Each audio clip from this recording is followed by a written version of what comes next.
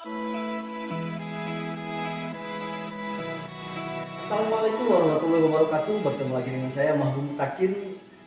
Bagaimana kabar adik-adik? Semoga adik-adik dalam keadaan yang baik. Pada kesempatan kali ini kita akan melanjutkan pembahasan mengenai materi peluang. Pada kesempatan kemarin kita sudah membahas peluang menggunakan metode kaidah pencacahan. Nah, pada kesempatan kali ini kita akan bahas part keduanya, yaitu menghitung peluang suatu kejadian. Oke, menghitung peluang suatu kejadian yang akan kita bahas satu persatu. Yang pertama adalah kejadian atau peristiwa, kemudian peluang di suatu kejadian, kemudian frekuensi harapan, peluang dari beberapa kejadian. Nah, dalam peluang dari beberapa kejadian ini ada 5 kondisi yang akan kita bahas, yaitu kejadian tidak saling lepas, kejadian saling lepas, kejadian komplement suatu kejadian, kemudian kejadian saling bebas, dan kejadian bersyarat.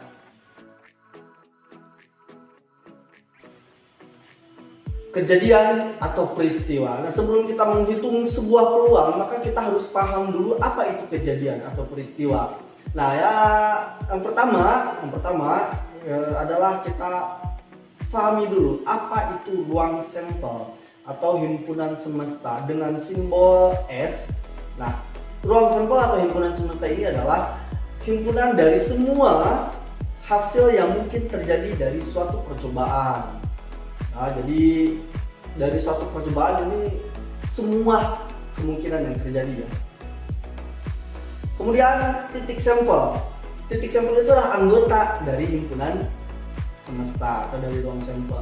Kemudian kejadian adalah himpunan bagian dari ruang sampel. Jadi bagian dari himpunan semesta tadi, dari ruang sampel ya. Sebagai contoh, jika kita punya satu koin, maka ketika kita melakukan pengundian menggunakan koin, kita mempunyai 2 ruang sampel. Nah, jadi banyaknya ruang sampel itu ada 2. Kenapa? Karena koin hanya memiliki 2 sisi. Ada sisi gambar dan ada sisi angka. Bagaimana kalau kita mengundi menggunakan 2 koin? Berapa ruang sampelnya? Maka ruang sampelnya kita tinggal pangkat 2-kan saja menjadi 4. Jadi banyaknya ruang sampel itu sebanyak 2 pangkat 2. Kalau kita punya 3 koin, kita tinggal pangkatkan 3. Itu koin. Kemudian contoh selanjutnya, biasa kita mengundi menggunakan dadu. Dadu ini memiliki 6 sisi. Ada sisi 1, 2, 3, 4, 5, dan 6. Sehingga ruang sampelnya banyaknya adalah 6. Jika kita punya 2 dadu, maka tinggal kita pangkatkan 2 dan seterusnya. Jika kita punya 3, 4, dan lain sebagainya, itu tinggal kita pangkatkan saja dengan jumlahnya dadu. Selanjutnya, kita juga sering menghitung peluang menggunakan bridge, ya, kartu bridge, atau sering disebut dengan kartu remi. Nah, kartu bridge ini mempunyai banyak kartu sebanyak 52, sehingga NS atau banyaknya ruang sampel itu adalah 52. Sebagai informasi bahwa kartu bridge itu memiliki 4 kembang ya. Ada 4 jenis kartu. Yang pertama ada kartu wajib, kemudian kartu keriting, kartu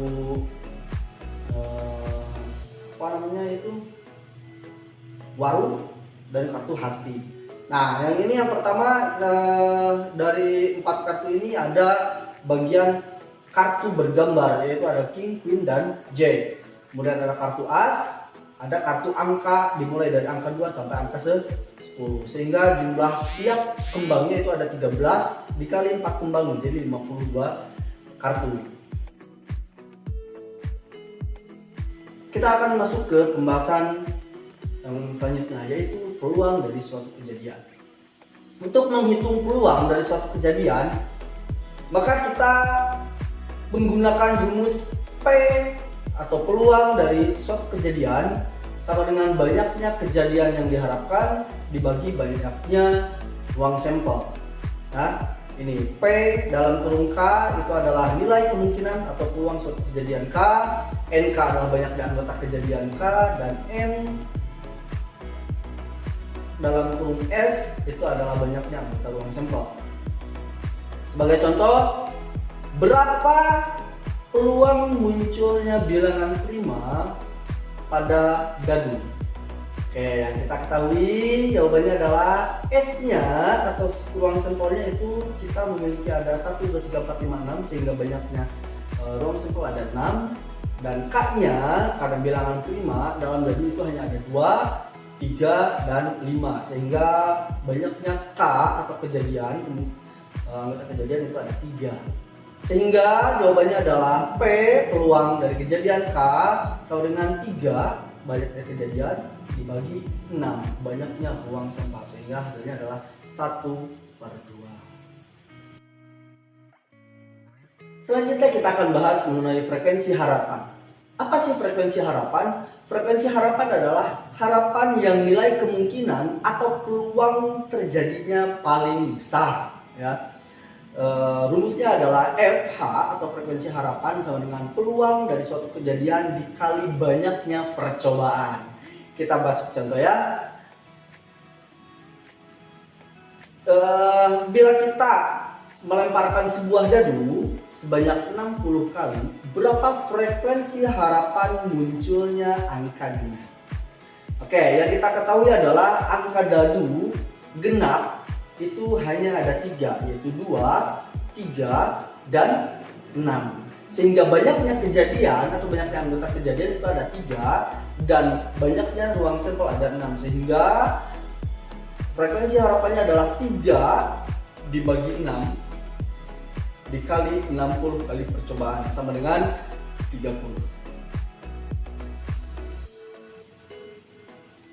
Selanjutnya kita akan bahas mengenai peluang dari beberapa kejadian. Seperti yang sudah kita jelaskan bahwa ada 5 kondisi dari peluang beberapa kejadian ini. Yang pertama adalah peluang dari kejadian tidak saling lepas. Artinya ada 2 kejadian yang mana kejadian 1 dengan kejadian 2 itu memiliki keterkaitan.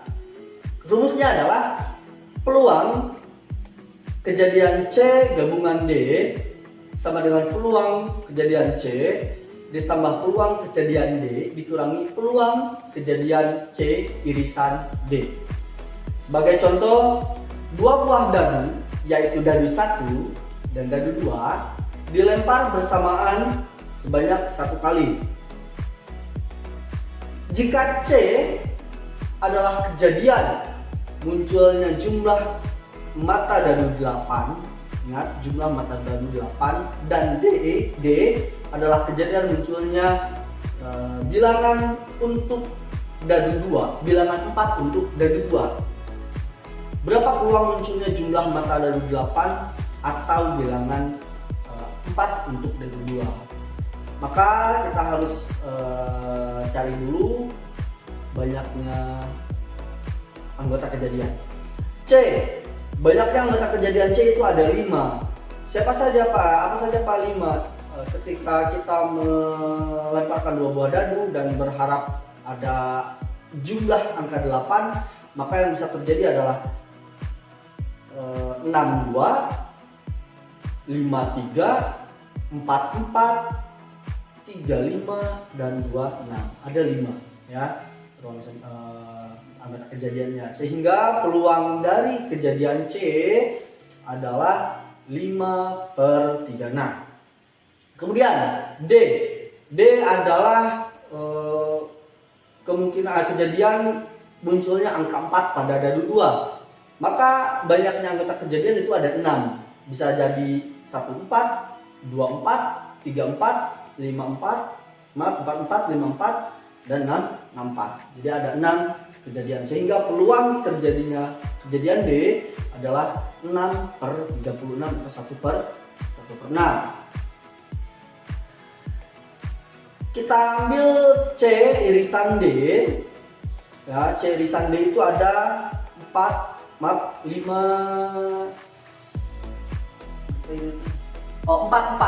ada 4 ya, irisan C dan D. Jadi anggota kejadian C yang sama dengan anggota kejadian D, yaitu 4 sehingga banyaknya kejadian C irisan D adalah 1. Maka peluang C irisan D adalah 1/4 per 36. Sehingga kita bisa hitung sebelum kita hitung, kita simpulkan dulu bahwa karena C irisan D itu ada 1, ini sudah mengindikasikan bahwa kejadian C dan kejadian D itu tidak saling lepas. Kenapa? Karena ada irisan antara kejadian C dan kejadian D. Nah, untuk menghitung berapa besarnya peluang irisan, kejadian ini, peluang C gabungan D ini, maka peluang C gabungan D adalah peluang kejadian C ditambah peluang kejadian D dikurangi peluang kejadian C irisan D. Sehingga kita dapat adalah 5/36 ditambah 1/6 dikurangi 1/36. Sehingga menghasilkan 10/36 atau 5 disederhanakan jadi 5/18. Selanjutnya, peluang dari beberapa kejadian yang kondisi kedua yaitu peluang dari kejadian saling lepas ya. Nah, untuk yang saling lepas ini artinya antara kejadian A dan kejadian B atau kejadian 1 dan kejadian 2 itu tidak ada kaitannya. Rumusnya adalah P peluang A gabungan B sama dengan P peluang kejadian A ditambah peluang kejadian B. Contoh, sebuah kartu diambil secara acak ya, ini dari kartu bridge. Sebuah kartu diambil secara acak dari satu set kartu bridge. Berapa peluang yang terambil kartu hati atau kartu berwarna hitam? Jadi ada dua kejadian, berapa peluang terambil kartu hati atau terambil kartu hitam? Oke, jawabannya adalah jumlah kartu bridge itu 52. Sehingga banyaknya ruang sampel itu adalah 52. Kemudian A adalah kejadian yang terambil kartu hati. Kartu hati dalam kartu bridge itu ada 13, sehingga banyaknya kejadian A, anggota kejadian A itu adalah 13. Sedangkan B adalah kejadian terambil kartu berwarna hitam. Kartu berwarna hitam dalam kartu bridge itu ada 2, yaitu waru dan keriting, sehingga jumlahnya ada 26. Seperti itu ya, jadi banyaknya kejadian B itu adalah 26. Oke, A irisan B itu tidak ada. Kok tidak ada, Pak? Iya, karena itu berbeda kartunya. Yang hati ya hati berwarna merah. Sedangkan yang warna hitam ya berarti tidak warna merah. Seperti itu. Jadi tidak ada irisannya. Sehingga kejadian ini adalah kejadian saling lepas. Seperti itu ya. Rumusnya adalah P A gabungan B sama dengan peluang kejadian A dikali peluang kejadian ditambah peluang kejadian B, sehingga peluang kejadian A itu adalah banyaknya kejadian A dibagi ruang sampel, yaitu 13/52 ditambah 26/52, sehingga hasilnya adalah 39/52 atau 3/4 ya. Oke, seperti itu. Yang selanjutnya adalah peluang dari beberapa kejadian kondisi yang ketiga, yaitu peluang komplement suatu kejadian. Nah, komplement itu apa? Contoh, kita memiliki sebuah kejadian A. Nah, komplement kejadian A adalah peluang kejadian yang bukan kejadian A. Nah, jadi kita menghitung peluang dari sebuah kejadian tapi bukan kejadian A. Contoh ya, ini rumusnya. Rumusnya adalah PA komplement, peluang dari A komplement A yaitu 1 dikurangi peluang dari kejadian A. Contoh, 2 buah dadu dilempar 1 kali. Berapa peluang muncul bukan bilangan berjumlah 4? Sekali lagi, 2 buah dadu dilemparkan sekali. Berapa peluang muncul bilangan berjumlah 4? Oke, yang kita ketahui bahwa 2 buah dadu itu memiliki ruang sampel 36. Nah, kemudian A merupakan kejadian muncul dadu berjumlah 4. Ada berapakah peluang muncul dadu berjumlah 4? Itu ada 3. Kenapa 3? Apa saja? Yaitu 1, 3, 4, 4 atau 3, 1.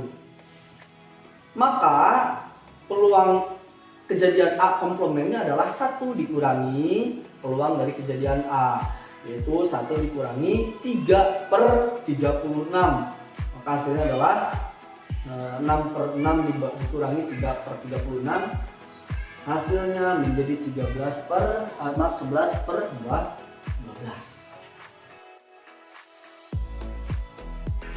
Selanjutnya, peluang dari beberapa kejadian. Kondisi yang keempat yaitu peluang dari kejadian saling bebas. Apa maksudnya saling bebas seperti apa? Kalau tadi saling lepas, artinya tidak ada kaitan antara kejadian 1 dan kejadian 2. Kalau saling bebas itu tidak saling mempengaruhi, ya. Tidak saling mempengaruhi. Contohnya adalah rumusnya adalah P peluang A irisan B sama dengan P peluang kejadian A dikali peluang kejadian B. Sebagai contoh, 2 buah dadu warna merah dan warna biru. Ini ada 2 buah dadu warna merah dan biru. Dilempar bersama-sama 1 kali.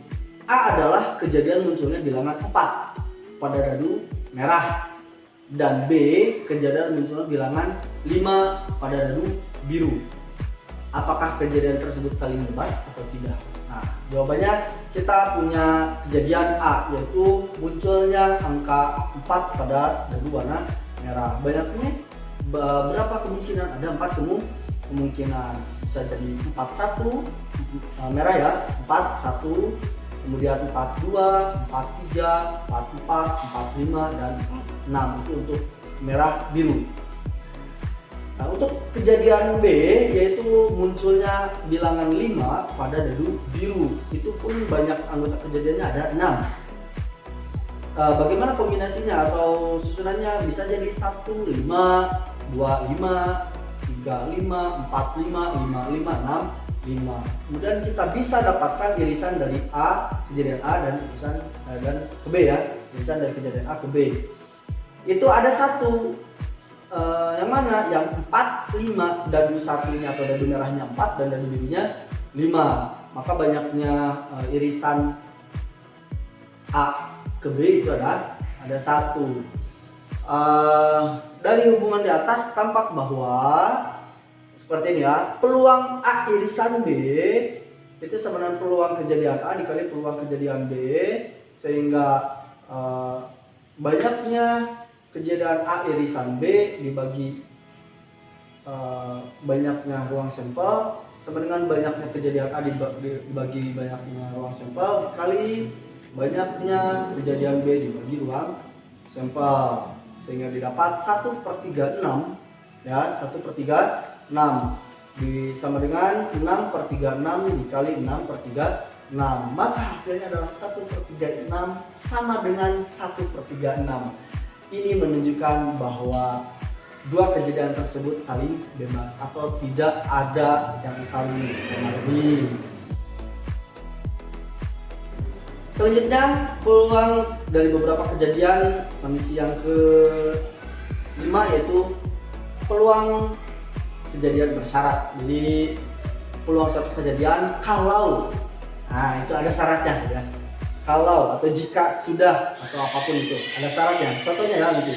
Ini rumusnya adalah P atau peluang dari kejadian A irisan B sama dengan peluang kejadian A dikali peluang kejadian B per A. Nah, B per A ini jika B muncul setelah jika kejadian B muncul setelah kejadian A.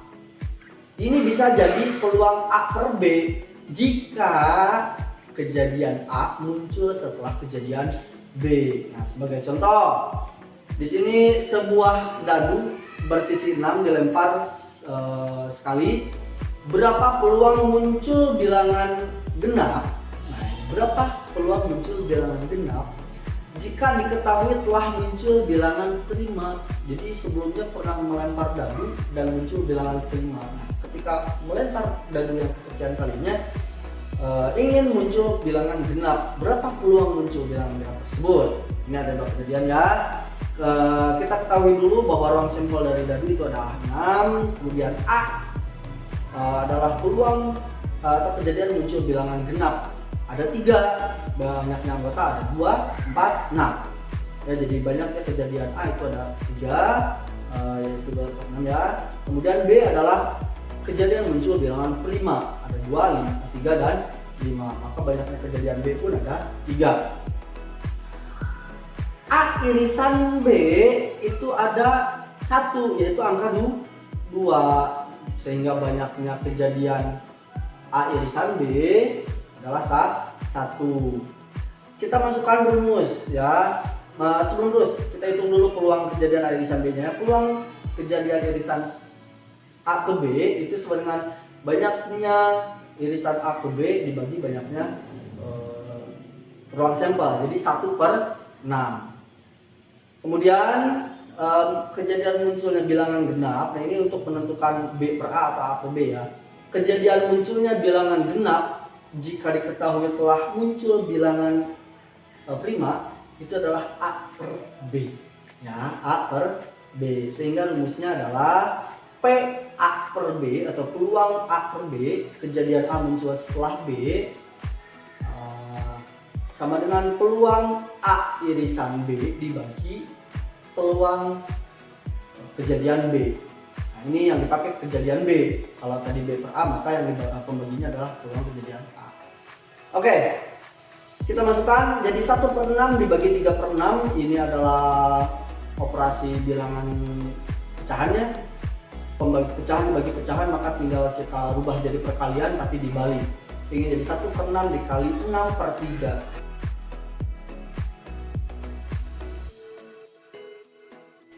Nah, itu yang bisa saya sampaikan untuk kali ini. Mudah-mudahan kita bisa bertemu lagi pada kesempatan yang selanjutnya. Tetap belajar, tetap semangat untuk belajar matematika. Assalamualaikum warahmatullahi wabarakatuh.